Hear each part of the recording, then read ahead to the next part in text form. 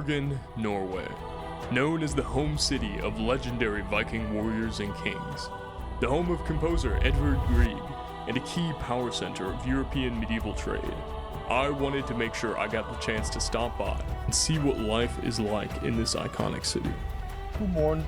In Bergen, I explored some of the incredible architecture of the city, learned about its remarkable history, and even visited the site of a terrible 20th century plane accident.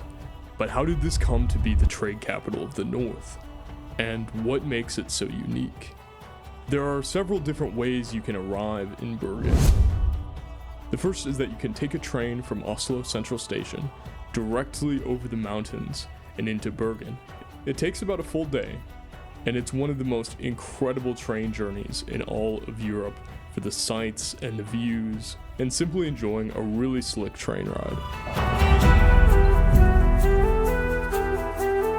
The other way is flying into the Bergen airport, and the third way that I took is traveling by vehicle. While going up south from Stavanger to Bergen, there are two separate ferry rides that you have to take, where I could stretch my legs and look around for some local cuisine. And it turns out Norway is also one of these strange hot dog countries. Pulsa, they call it.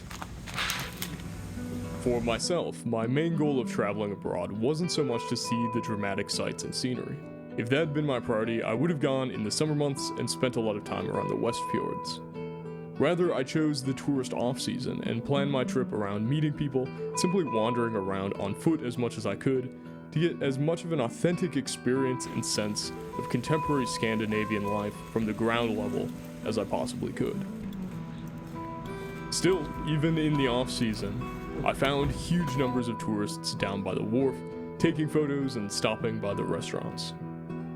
Bergen is the second fastest growing city in Norway today, and it's easy to see why. As it's developed southward over time, the old town has remained very traditional in character, while the downtown is characterized by considerably more contemporary styles, road developments, and office buildings. Driving through and exploring the Norwegian countryside, it was so much of what I've always dearly loved about the Midwest of the United States, but only heightened. On an aesthetic level, it was that essential Midwestern quality, but made more distinct, like taking an old silver coin lost in the forest and cleaning and polishing it up, seeing it shine and its markings and engravings all the clearer.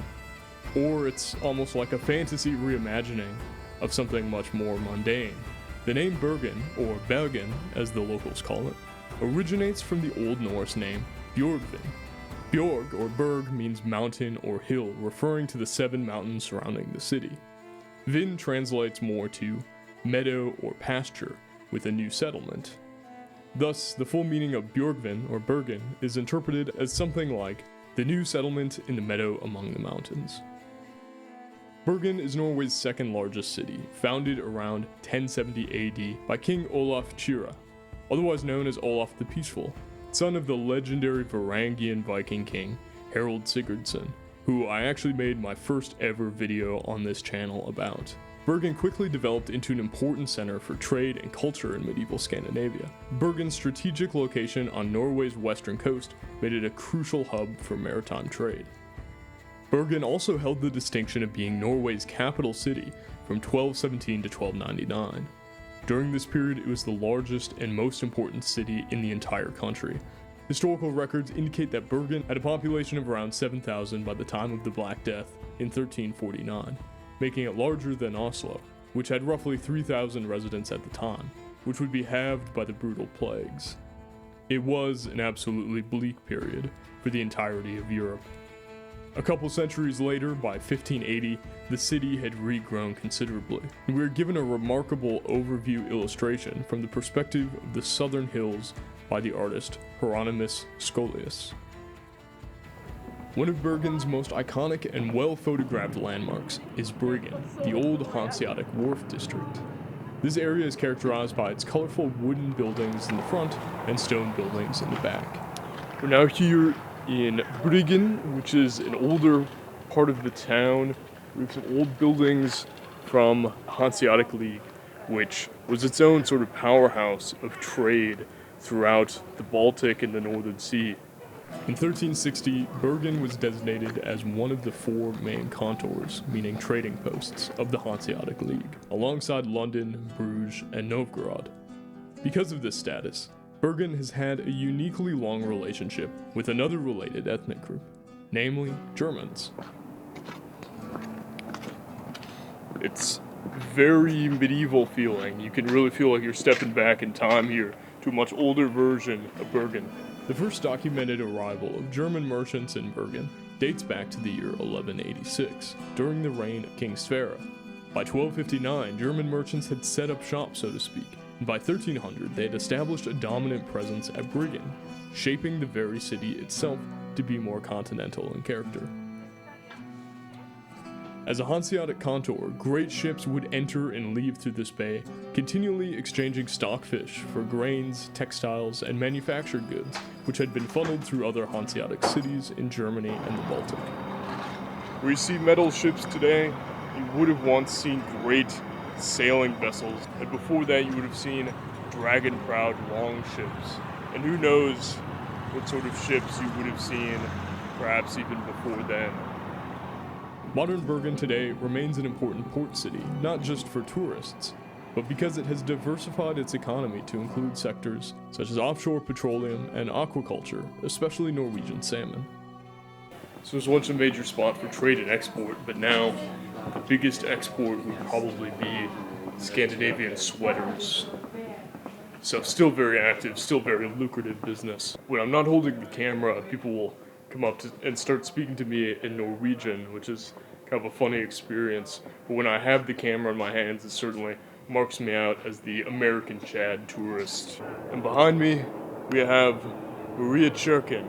Mariakyrken, or St. Mary's Church, is one of Bergen's oldest buildings, and it is remarkable, dating back to the 12th century. Mariakyrken became known as the German Church due to its close association with the German traders. It served as their primary place of worship in Bergen, and from the 1500s to 1874, services in Mariakyrken were conducted exclusively in German. Despite numerous fires throughout history, Bryggen has been repeatedly rebuilt using traditional methods. And even as I'm walking along, they've done a clever job of hiding some of the reconstruction going on even today. But Bergen isn't all about trade. Although much of Europe has found itself to be in a state of post-Christian life, the churches of Bergen are some of the most striking elements of the city. The Fantoft Stave Church, more than any other, strikes me as a pure expression of the Norse spiritual instincts. Yeah, this is incredible to see in person. There's something about Stave Church architecture that's this pinnacle of northern design. It's this very aggressive, very naturalistic design elements with this sharp points to it, dragons on the edges. It's really this extreme of an aggressive form of northern spirituality, you could call it. You see a lot of the kind of A-frame northern design, but this really takes it to the max. From its living, almost animalistic design and architecture, to its setting being a secluded woodland despite being in the middle of the city. It was burnt down by members of the black metal scene in the 90s, along with a series of other church arsons, but it was rebuilt in that same decade to match the original as close as could be. And despite being newly rebuilt, it seems to have lost little of its spiritual potency and natural energy. Despite being so far from the rest of Europe, Bergen has been far from disconnected. On the contrary, the city has seen its share of war and retains an undercurrent of military culture that you can see in the parades. Marken Battalion, 1887 to 2007. Well, I have to say, this chap looks an awful lot like me. Bit of a family resemblance, you could say. As I was walking through the city, I heard the beat of drums and the sound of marching, and found a marching ensemble. I had no idea where they were going, or if this was a frequent occurrence, so I decided to follow them around and see where they were leading. I ended up being led through stone walls to a vast courtyard in the shadow of a huge ancient castle. You're going this way, so. The Bergenhus Fortress is one of Norway's oldest and best preserved fortifications, constructed in the 1240s AD, immediately after the end of a century of bloody Norwegian civil wars. It served as a royal residence and mighty military stronghold for many years, till Norway's union with Denmark. The fortress includes the vast Håkon's Hall, with great stone blocks in a design foreshadowing something out of Minecraft, and the tall and wide Rosenkrantz Tower, which overlooks the wharf and the bay. Bergenhus Fortress took part in a massive engagement known as the Battle of Vågen, where a great English invasion fleet sailed into the bay in the summer of 1665 during the Second Anglo-Dutch War.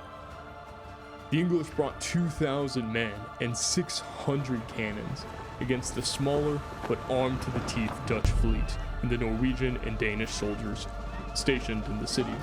The naval siege battle raged for 3.5 hours, with hundreds of casualties as the cannons fired off in powerful volleys. One English cannonball vastly overshot the fleet and smashed into the face of Bergen Cathedral. I found that cannonball still stuck, embedded in the thick stone walls to this very day. The English fleet retreated to a nearby fjord for repairs, and there they decided it would be wisest to cut their losses, having suffered much greater casualties than their adversaries, and having lost important high-ranking officers. Here, around Bergenhus Fortress today, are monuments to our royals, recent and ancient. Living in America, I had never considered that I had kings. We were told a history story that starts with the Pilgrims and the Mayflower, rather than the vast steppe of the Caucasus, or the claiming of these unseen lands from the towering glacial walls of the Ice Age. It's a strange feeling to stand in front of the statues of my kings and queens of old, and frankly, I'm not sure how to process it. I felt a bit like Aragorn from The Lord of the Rings, as he paddles down the great river and looks up at the Argonath, the great statues of his kings. My friend Henry was very kind and bought me dinner at the restaurant Egon, which I recommend very strongly, and the next day we hiked atop the peak of Mount Vetten, also called Førdesveten. Standing at around 600 meters, or just under 2,000 feet, Førdesveten has a panoramic view of the sea, island chains, and the inland mountains. So this is like, you came from here. Yep. And took the ferry here, and then you have Bergen here. Yeah, and here is Shetland, like the Viking island that we used to own. And then Newcastle, yeah. We'll get it back. Yeah, we'll get back someday. I asked Henry what those funny round circles in the water were for, and he explained that it was part of the abundant salmon fishing operations that are a huge part of the local economy. But then Henry showed me something else. He told me that on this very mountain there had been a devastating aircraft incident. Oh, that's it. I see it over there. In 1948, there was a military plane here in Norway with, I think it was 13 personnel on board, not too many. In the thick fog of a September morning in 1948, Willie Nelson crawled from the burning wreckage of a military Catalina aircraft on Norway's Førdesveten mountain where we are standing. He was unaware that he was one of only 2 survivors of what would become the Norwegian Air Force's worst peacetime accident. The subsequent investigation would reveal a tragic navigational error. The pilot had mistaken Steins Landsundet for Le Royausen Strait. That morning at Sola Air Station, the Catalina from Air Force 333 Squadron took off with 15 men aboard. The crew of 9 was accompanied by 6 military passengers on a mission to assess coastal fort facilities. Flying at a mere 100 meters in altitude, the aircraft found itself under dense cloud cover. As Førdesveten suddenly loomed through the clouds, the pilot attempted to rapidly gain altitude to clear the peak, but it was too late. Flying around here, and then it crashed into the mountain here. The crash immediately drew local attention, as residents had heard the loud engines buzzing overhead and had helplessly watched as the aircraft disappeared into the fog before hearing the impact. They rushed to help, joined by the sheriff and medical personnel, but their rescue efforts were complicated by the fog. The plane wreck was strewn on the mountaintop, but soon the wreckage itself caught fire, and while aflame, it slid further down the mountainside. Being equipped with military supplies for the trip, the munitions in the wreckage were caught in the growing inferno and began to cook off, firing out in all directions, causing rescuers to have to dive for cover. While Nilsen managed to escape with only a cut above his eye, his fellow survivor Inge Svilland sustained serious injuries requiring weeks of hospitalization. And the one that survived, he was like completely like in the back of the aircraft. So somehow, you know, the aircraft crashed in a way that he managed to survive. So pretty interesting story. And here we can see the engine of the aircraft that's still pretty much intact. Before spending time in Bergen, I'd always thought that I disliked cities inherently. I'd always dreaded spending a whole lot of time in cities. I just found them to be draining. The crowdedness, the chaos, the lack of space to park, the overregulation, the lack of any real privacy or calm or quiet. But in Bergen, I realized that cities don't have to be loud, they don't have to be cramped, they don't have to be ugly or crime-ridden.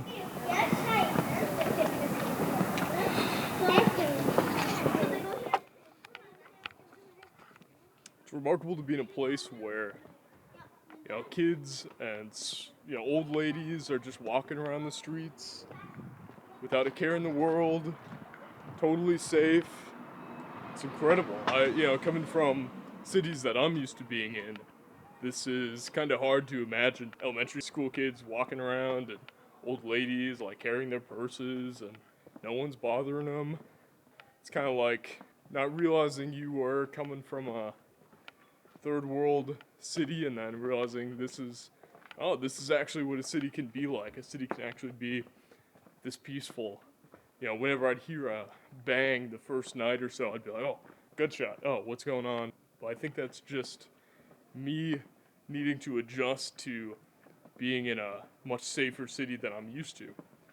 So I'm not used to this sort of environment, but it's cool. It's really cool. Cities can be beautiful. Cities can be peaceful. Cities can have a place for families and kids to run around and enjoy and explore. They can be a perfect place to meet people and form friendships and be a place to set stage for new adventures. They can have a cohesive aesthetic language and complement the landscape around them rather than detract from it. And so Bergen gave me hope, but it's also sobering to see that such a wonderful place is a great exception in the world rather than the rule. Go often. It takes enormous work and diligence to have such peace and beauty. But it is a future that can be chosen.